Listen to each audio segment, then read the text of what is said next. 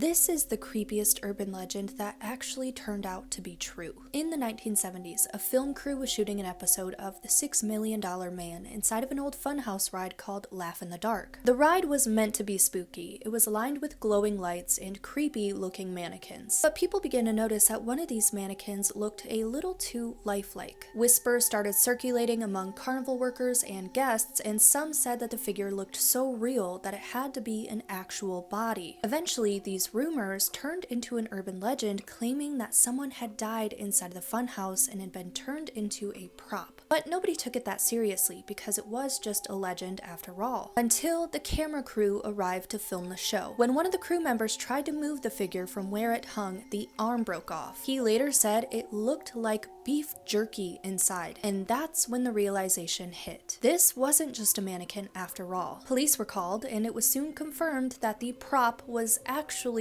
the mummified body of a man named Elmer McCurdy. Elmer was an outlaw from Oklahoma who had died 65 years earlier. He was killed in 1911 during a shootout with law enforcement after a failed robbery. After his death, Elmer was taken to a funeral home, but when no one claimed him, the undertaker refused to bury him without payment.